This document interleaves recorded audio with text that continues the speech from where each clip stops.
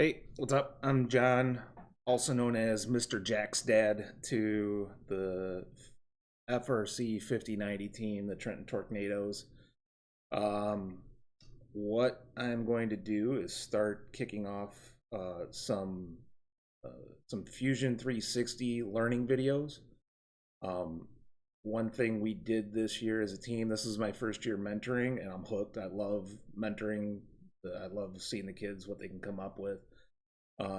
So we took a big leap this year with CAD. This was our first robot that was entirely designed in CAD, um, and a lot of that, almost all of it, was done in Fusion 360. What you see on the screen right now is 99% what was on the field during the year. What I'm gonna do these aren't gonna be heavily edited. I'm gonna try and talk um, what's on my mind, what's narrating you through what would take or what it takes to uh, design and virtually build an FRC robot. What we're gonna do, this first video is probably just going to be a welcome to Fusion.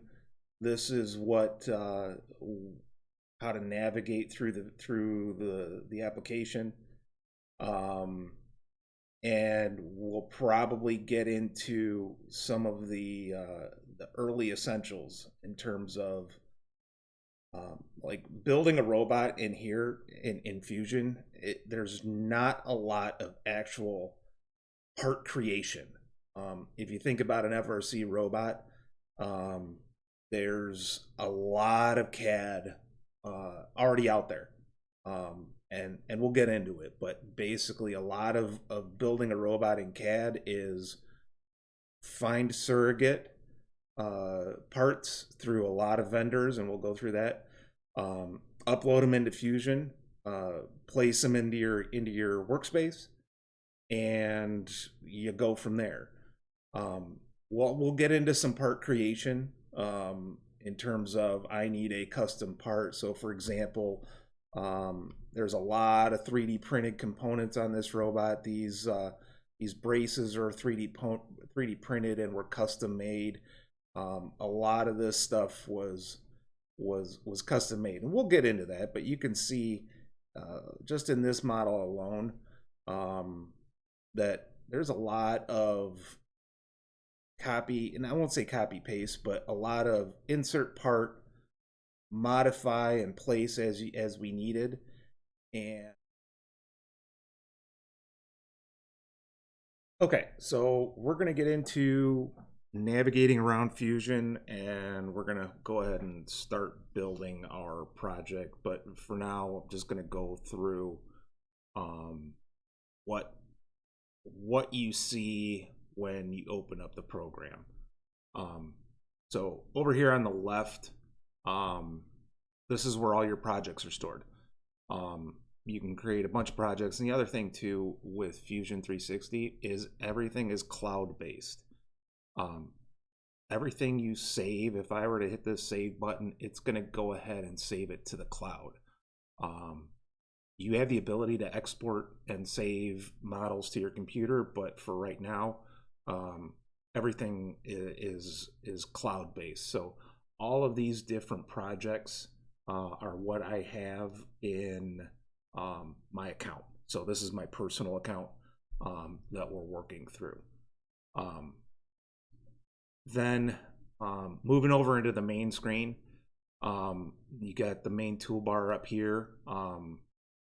Almost 99% of the time we're going to be working in this solid space.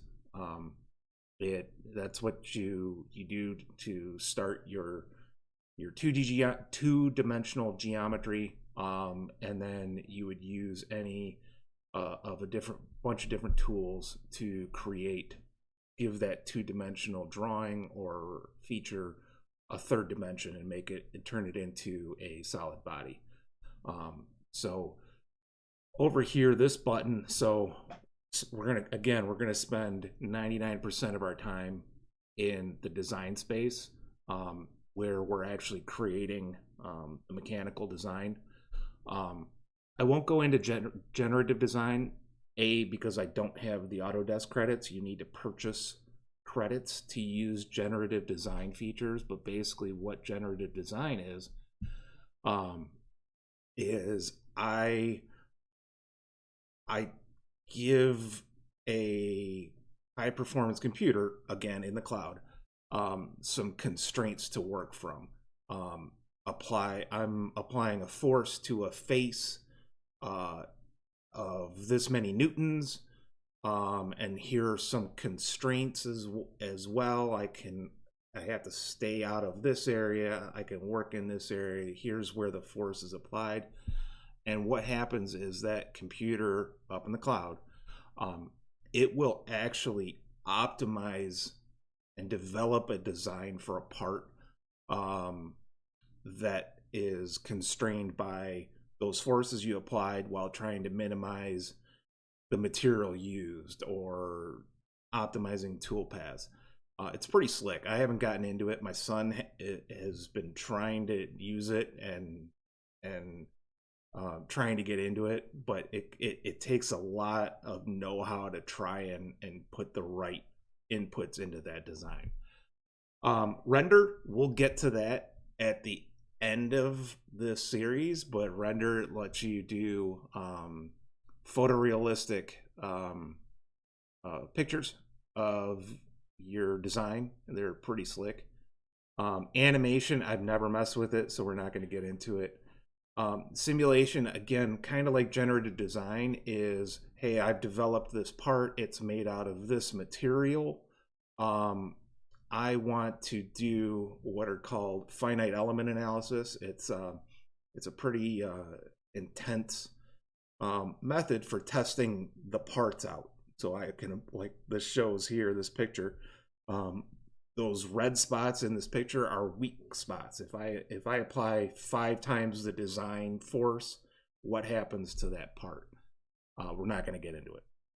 Manufacture, I wish I could get into it. I don't know anything about it, but this is what you use to develop any CNC patterns for. We did some CNCing on. You can see this pattern right here. This right there. There you go. We did some CNCing to lightweight some of our parts on this robot. That manufacturer workspace is where you do it. And then finally the drawing. Drawing, I really want to get into this. Again, it's going to be kind of towards the tail end of this series, but what it'll do is I've created, let's say I've put in some parts, some of this, like this 1x2 extruded aluminum. I put some holes into that part through my design process. Okay, how do I give that accurate information for manufacturing, for somebody to go throw a part on a Bridgeport? The drawing is where you would do that. It would generate accurate 2D drawings where you can say, hey, whomever, here's a stack of parts I need fabbed up, either drilled out just by hand or put on the Bridgeport or on the CNC, that sort of thing. So again, almost 99% of our time is going to be spent in this design. Now moving along here, this is our browser. So this is our product, or our design browser. It's got some settings in here. You can change it from, basically the only thing you can change in here is units, millimeters. Millimeters are the best units. Anybody going into engineering, don't let anybody tell you English is better. Selection sets, we might get into that, but basically what this will do, you can see here, it says slide, pivot, and extension. What this allows you to do is, let's say I'm always working with a group of parts, a selection set, and when we when and if we get there, I'll show you how to create them and use them, but it will allow you to select any subset of the model all at once. So in this case, I've selected the slide portion. Our robot moves forward and backwards on a slide table. So I can select everything accompanied with that. Then the other thing I can do, you can see here, I've got this pivot selection. This robot also pivots. So I can then select that, but it's a rotate only. And I know I'm going fast here, but I can now select and adjust what pivots. Okay, so selection sets allows you to create one click. I want to select a group of parts, or could be 100 parts. So that's what selection sets are. The origin, that's just your axes, your 0, 0, 0, and your planes. That's where everything is located relative to. Bodies, when you create anything, create, not upload, but create, it's going to show up in this bodies tab, or bodies tree. So I just for an example, I threw this little block in here.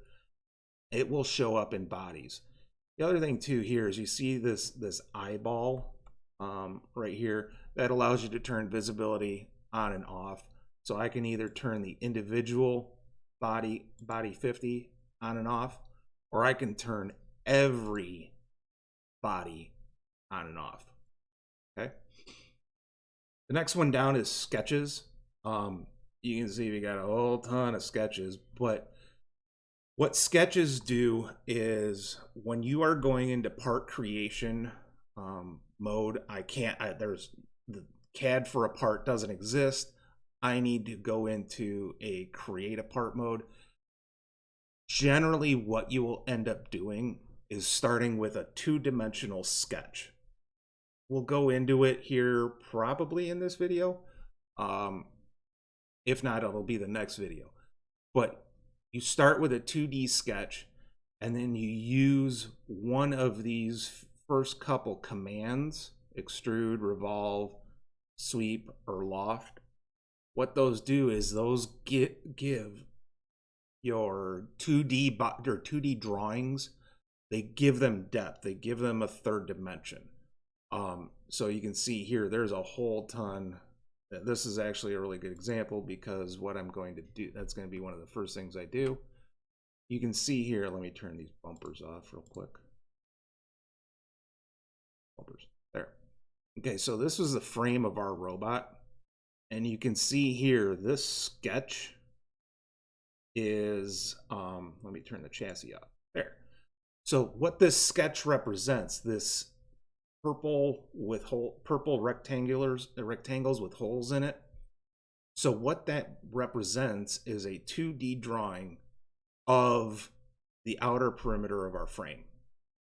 And then, so what we can do then is if we wanted to, I could go ahead and give this little section any range of depth we want, give it a third dimension.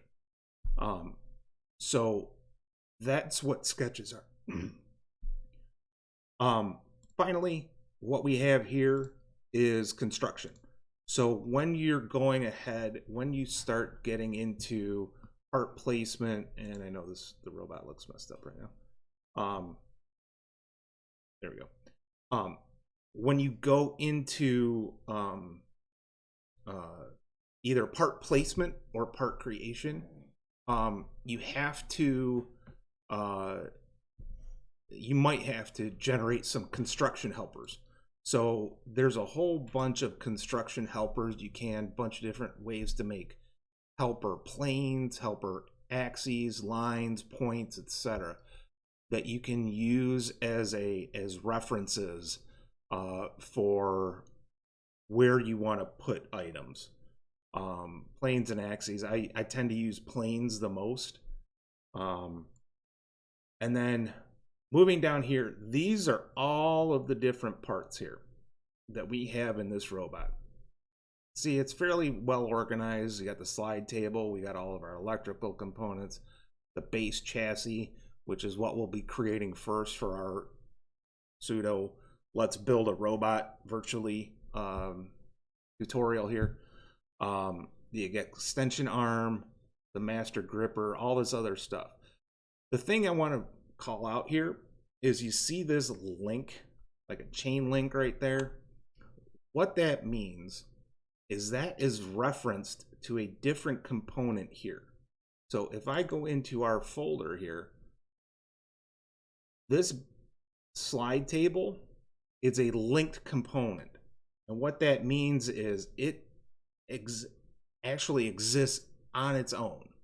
Okay, so somebody can go in and be editing that component at the same time as somebody can be editing another component.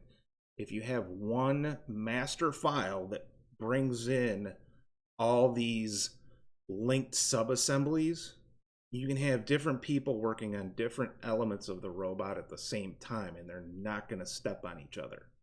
It's a really kind of a powerful thing. That's the nice thing about Fusion 360 being all cloud-based is I can be working on the slide table, my son can be working on whatever, a third person can be working on a different thing all at the same time. But if one of them makes a change, as long as everything's referenced correctly, you can bring in all of those updates that those 3 or 4 different people are working on at the same time and not have to worry about any like files being corrupted or locked out, or hey, can you pass me the USB stick, I need to tweak this part, that sort of thing. That's the nice thing about this. So we'll get into that. I'll explain more as we go through these videos. So the first thing, I think that's about it. We don't mess around as far as these toolbars. 95% of the time you're going to spend your time in the solid. And I'm not going to go into each of these commands in detail until we need them. Again, this isn't an overall Fusion tutorial. There's hundreds, probably thousands of videos on YouTube on how to do stuff in Fusion. I'm going to go over kind of what we needed to build this robot in CAD. So there's some things in here that we'll be using, and we'll go through them. I haven't even looked at the automate. There's a lot of modify. We'll be doing a lot of part modifying in here. And we'll also go into assemblies. We'll go into components. We probably will go into a joint, which will allow you to move and rotate and translate components based on some constraints. So if I have a pin and a slot mechanism, you can set those up in this, or you can set up rotation and limits on rotation. The construct menu, that's where, again, you can generate all your construction helpers. Inspect, the main thing I'm going to focus on when we get into these videos is the section analysis. That's big to make sure that parts line up. So basically I can cut the robot in half and view a half section of the robot to see how well things line up. It's really helpful, as is the measure. Obviously we want to measure stuff. Finally, the last one that we're going to mess around with, that we're going to focus on and use during these videos, is the insert McMaster car component. So I went to college to be an engineer. I've been an engineer in the automotive industry for 23 years now. McMaster car, this insert McMaster car component is a godsend for CAD creation. McMaster car is an industry component wholesaler, I guess you could call it. I don't know what the term would be.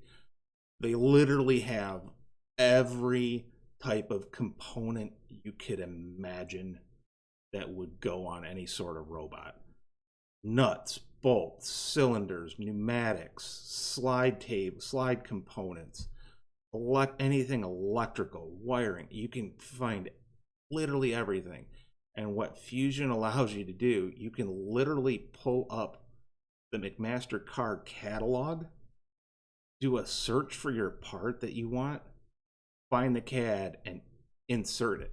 It's exactly what we did. So these cylinders right here that activate our gripper mechanism, those are inserted straight from McMaster-Carr.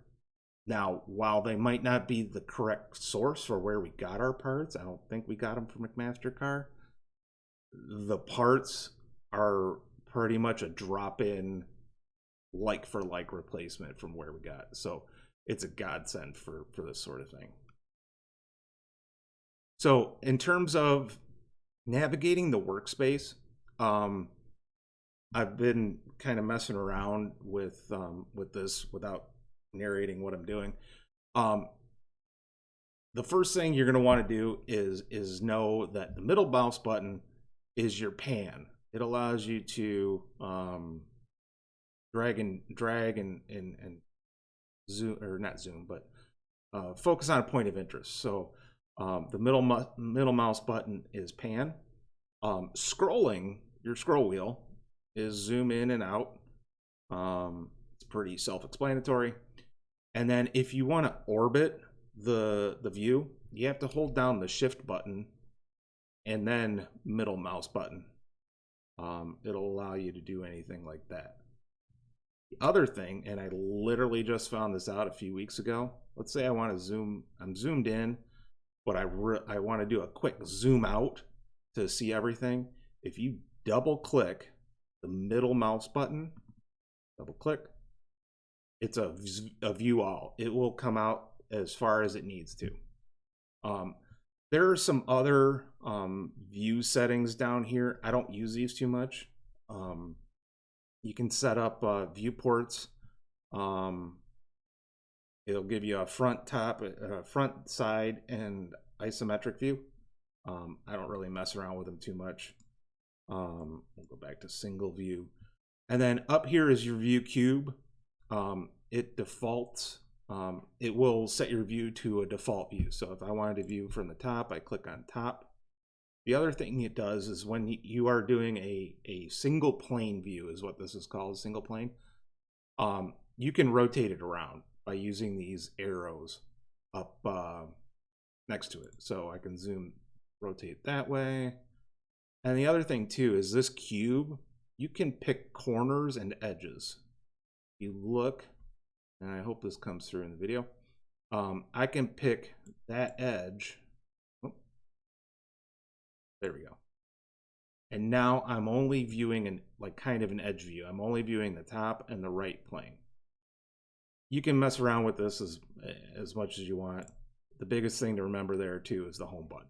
That will take you to your starting point when you your isometric view.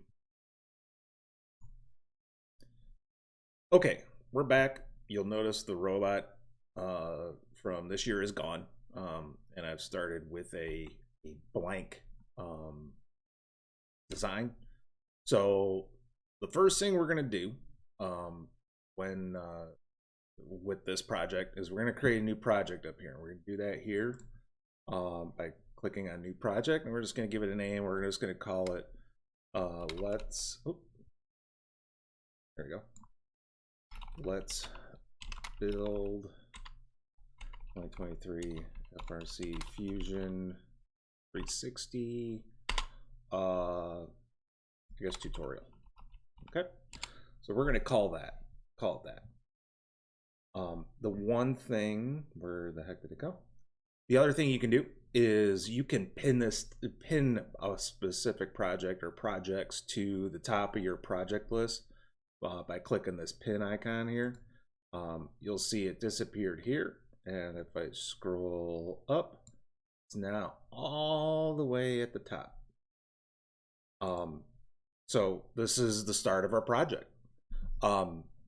before we get into the first part of what we're gonna do, I wanted to go over kind of the direction this robot is going to take.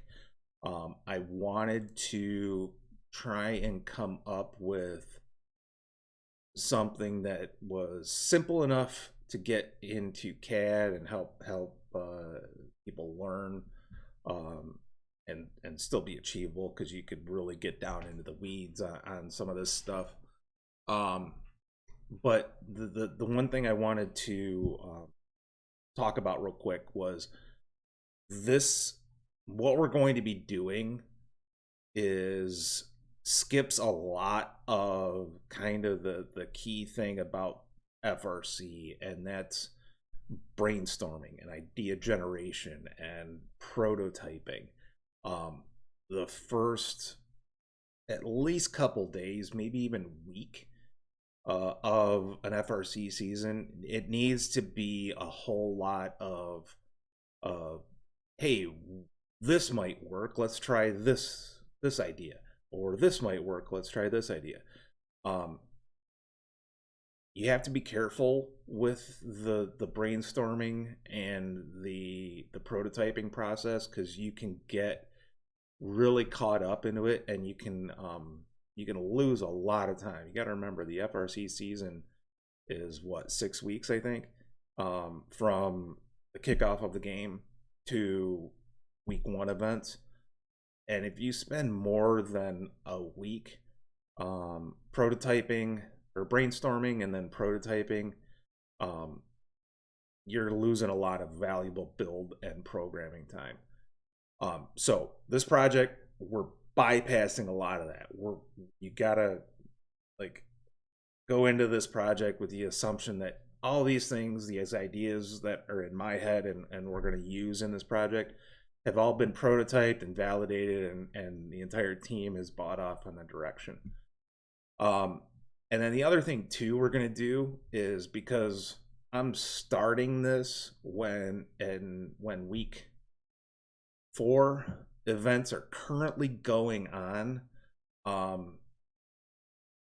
lot of what we're going to use in this could best be called meta, which is like a lot of teams have used this design or a similar design or like elements to great success.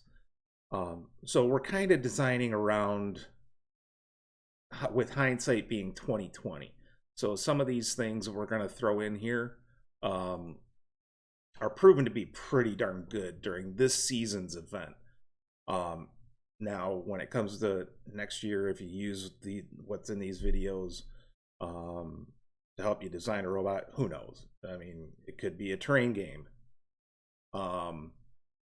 So this is kind of where we're going to take this robot. So again, glamour shots of our current robot, but this is what we're going to use as our direction for this set of tutorial videos. So the one thing to keep it simple a little bit is we're only going to focus on cubes. I'm not going to go into detail on this year's game. This is for charged up for people who are watching this later on, a year later. So there's cones and cubes. We're only going to focus for this robot on this tutorial setup on cubes. It makes part interaction a lot easier. The next thing we're going to do is a floor intake. What this year's game is showing is, in the autonomous mode, if you can have a reliable floor intake for cubes, you can score a lot of good points for your team during Auton. The other thing we're going to do, maybe we'll get there, I don't know, depends on how the geometry works out, is there are currently 2 ways to attain, well, 3 ways to obtain game pieces. One, if they're preset on the floor. There's a second station where a human player can drop game pieces onto the floor.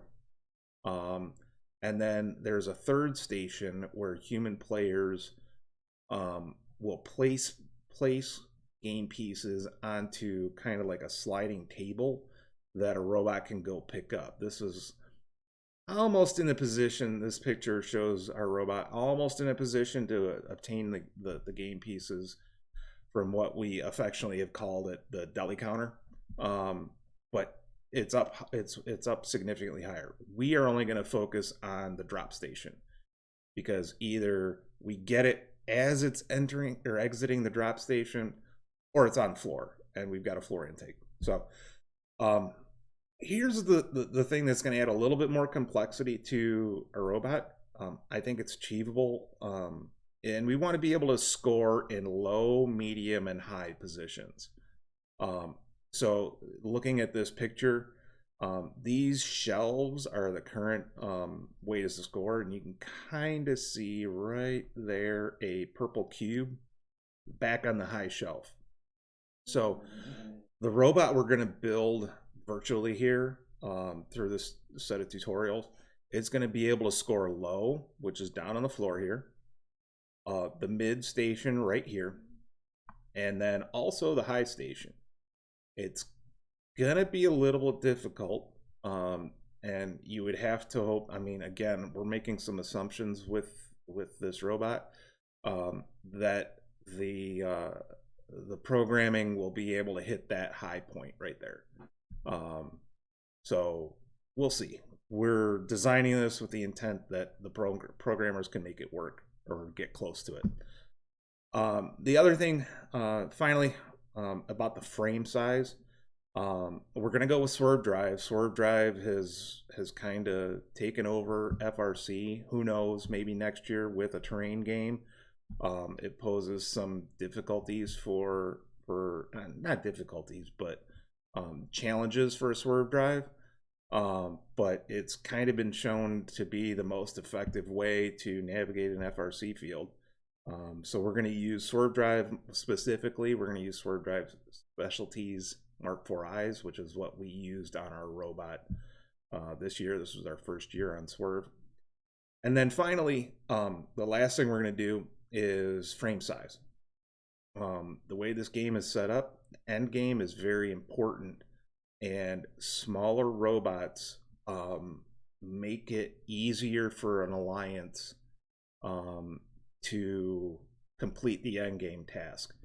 Again, I'm not going to go into detail on what the game is, but smaller robots tend to be more of a contributor to the alliance than bigger robots. So we're going to go with 25 inches square.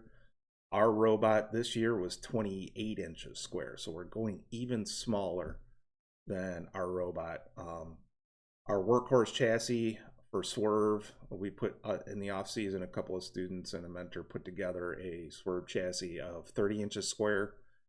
We went down to 28. There was some debate about 27 or 28, so we finally cut off the decision at 28 inches square. So again, cube only with floor intake. So it's going to be, it could be like, if we were to build this robot, it could be a pretty good robot. Our robot was pretty good this year, but we did have some issues. So and I'll just leave it at that. Okay, so we're back in Fusion here now. So the first thing we're going to do is the backbone of the FRC robot is the chassis.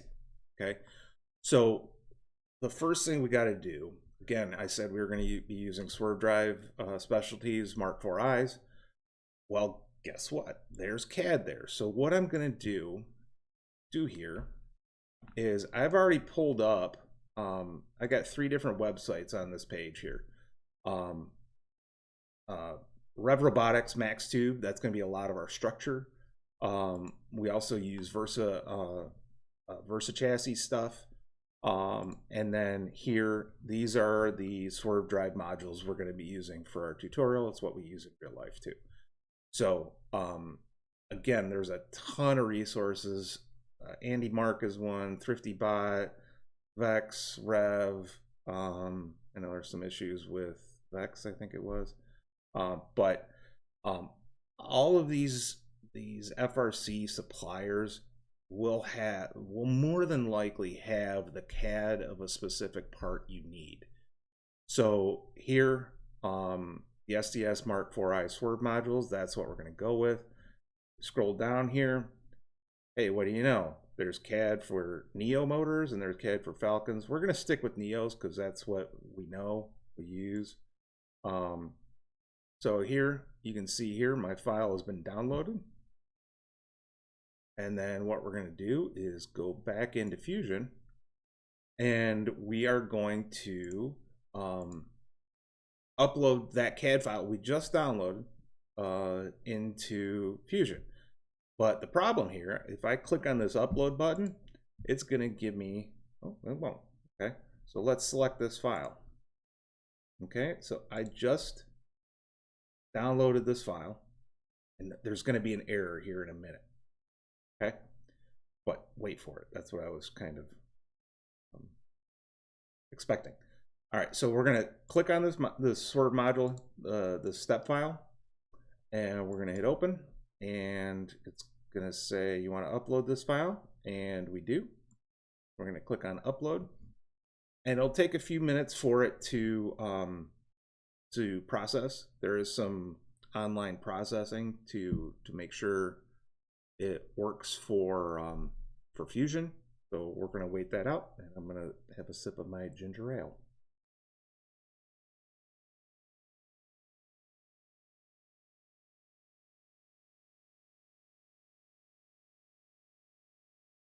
Okay, our upload is finished.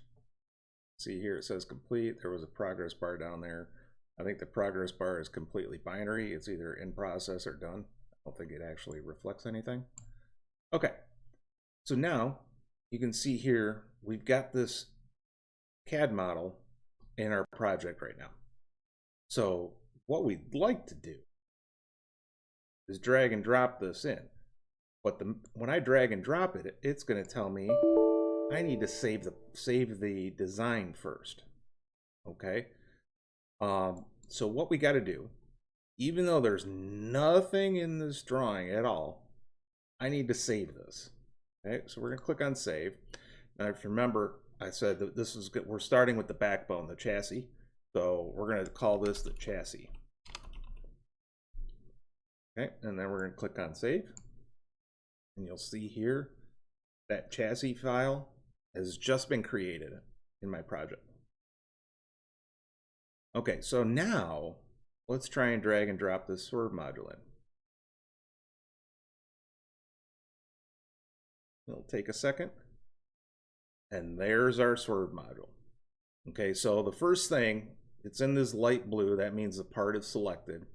And you get all of these different movement options. You can translate the part in any direction. You can also rotate the part in any direction. Well, we want this to kind of coordinate with our view. So right now, this is pointing to ceiling, right? So we want to rotate that 90 degrees relative to this axis. So you can see here, I've clicked and I'm still holding on to that blue dot right there. So that's my rotation. These arrows are my translation. So I can move these up and down along an axis, or I can rotate. But you'll see here, once I clicked on that blue axis, this little window popped up. Tiny, tiny little window. And it's allowing me to enter an actual number. Now, if I were to drag this, it would stick with 5-degree increments. See, 15, 20, 25, 30, 35. But I'm just going to type in 90. Okay. So far, so good. Okay. We can click on OK. All right. Now, if you remember, if I wanted to do a quick zoom out to view everything in the model, I'm going to double click the mouse. And there it is.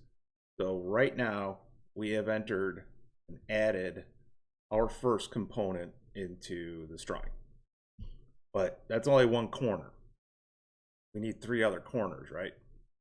So what I'm going to do is I am going to right click on this part. So you can see now that this part has shown up in our tree here. I can right click on that, and there's a whole litany of options down there. The biggest thing is copying and pasting. You're going to be doing a lot of it. If you're going to install a couple of motors, you can right click and copy and then paste in all the drawing. So right now we're going to right click and copy, and then I can pretty much anywhere in my workspace that's not a part, I can right click, and then I'm going to paste that part. So now the thing is, where's my part? Well, guess what? It's directly on top of my original part. Okay, so if I just drag that arrow to get it out of the way, I can now see my second swerve module has magically appeared. But what we're going to do here, now that I've moved it, I want to rotate it 90 degrees. So we're going to click and drag on that. And then we obviously don't want the swerve modules right on top of each other. So I'm going to keep dragging that out until it's roughly where I think visually, where my 25 inches. Remember, we want a 25-inch frame. Okay. You can see here we're stuck in millimeters. That's okay. We'll get to it in a second. So roughly it's in the right spot. Okay. So we now have our second swerve drive engaged, or in the part. So what we now have to do is get that 25 inches. Okay. First, I don't remember what 25 inches in millimeters is. So the first thing I want to do, I want to inspect. So this measure button right here, it allows you to measure components, and it can do points, it can do planes, it can do edges. But for us right now, I want to see what the distance from this plane, so this represents, we're going to call it the front of our robot. I want to see what the distance is from there to what I visually thought was the back of the robot. So we're going to do that, and then I'm going to shift and middle click to orbit around to the back of the unit, and I'm going to see what that distance is. And you can see here it's showing me this line is 855 millimeters. It also shows up in this pane over here, this little window. Another thing about the measure command is I can select secondary units. For those of you still using English units, I can select inches, feet, whatever. So we'll do inches, and you can see here I'm at 33.61. All right, but I need to get it at 25. So what we are going to do is pull up the old calculator. There we go. So we're at 33.661, and I want to be at 25. So I need to move it another 8 inches closer. So I moved it too far. My visual was too far. Okay, so I need to move it 8.661 inches. We're going to put that over there. I'm going to close out of my measure command. Then what I'm going to do, that second swerve drive, the one I just moved too far, I'm going to come over here in the product tree and select it. Then if I right click on it, oh, it's not there. So what I'm going to do, I've now selected it. I'm going to type the letter M for move. So here you can see this window popped up, and it says it allows you to select what you actually want to move. You want to move a component. We're working currently with components, bodies, faces, or sketch objects. So for now, we're going to stick with components. And then what I want to do, I know I need to move it this way, right? We need to move it closer. So we're going to click on that arrow just once. And then you can see here, and this was my my move where I can punch in the numbers here. You see how it says 0.0 millimeters? Well, we said, remember, 8.661 inches. The cool thing about Fusion is I can punch in 8.661 inches. IN. I just typed in IN, and it automatically converted the move command to inches for me. So even though I'm working in millimeters, I can punch in inches here. As long as I tell it, hey, this 8.661 is in inches, it will automatically do the conversion. But you can see here, I moved it the wrong way. I moved it further away, which isn't what we want. So to be able to fix that, you just punch in a negative value in there, and then we're good. So we moved it closer by 8.661 inches. And then we're going to click OK. And then what we're going to do, we're going to double check our work. I'm going to remeasure those two surfaces, the edges of the 1x2 structure. So I'm going to go here. That's my first pick. And then I can just click on the home button, get me back to my original view, and come select that. And there you can see I've hit my 25-inch mark that I wanted. Okay. So we've now got two of our swerve drives in. Okay. But we need the other two. This is where we're going to use one of our, what we call a construction plane. So what we know is I've got 25 inches from here to there, to the backside of that swerve. I need to now copy these guys over and mirror them as well, to make the other two corners of our swerve chassis. So what we're going to do, the way we're going to do that is I'm going to construct what's called an offset plane. And what an offset plane, so the first, okay, so real quick. Whenever this pops up, you always want to click on capture position. I don't know what this revert position means. I don't understand the value in it. Always want to click on capture position. Okay. But what a construction plane will do is it will allow you to pick any flat surface and construct a plane anywhere offset from that surface. It follows the same geometry, but it can be offset 10 millimeters, 100 millimeters, 6 inches, whatever. So we know we need from the outside to the center line of our robot, because remember we're doing a 25-inch square robot. We need to go put a plane in the middle, direct middle of that. So that means we need to construct an offset plane from this outer edge, 12.5 inches. So I'm going to pick that outer edge there. Thankfully, Swerve Drive Specialties CAD has the 1x2 built in for us. So you can see here, it wants to do it. It wants to construct the plane this way, but I want it to go the other way. So I know I need a negative. And then the other thing is now the value. So again, we can do 12.5 IN. Okay, so you can see here, it created a plane, just a construction plane, 12.5 inches from that surface of the outer surface, the left edge of our robot. So we're good there.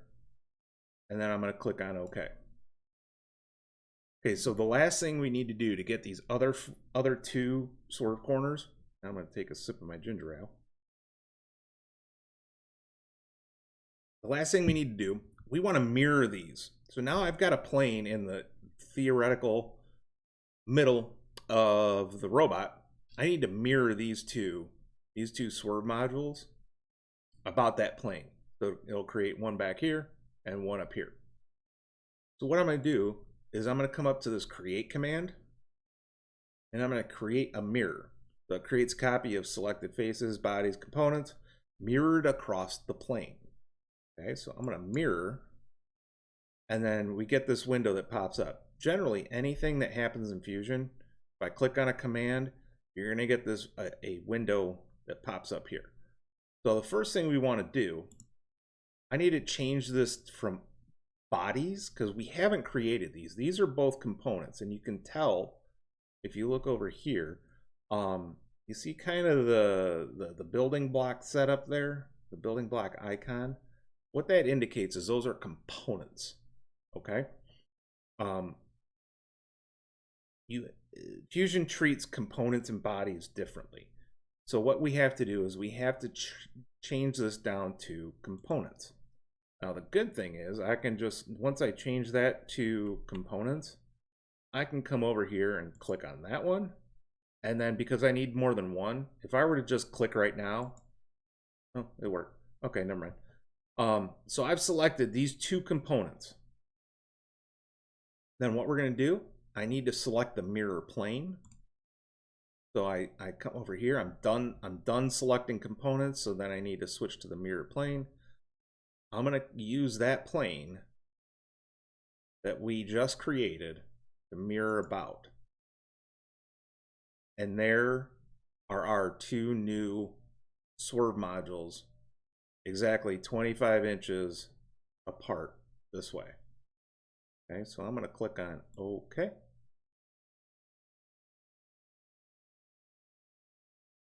And give it a minute. And there we go. Okay, so the last thing here is this plane has served its use for me now. It's annoying. It's visually distracting. I want to get rid of it. Well, I don't totally want to get rid of it, but I want to hide it. So what I'm going to do here is I'm going to come up to this construction part of the tree, and I'm going to expand it. And you can see there's that plane I just created.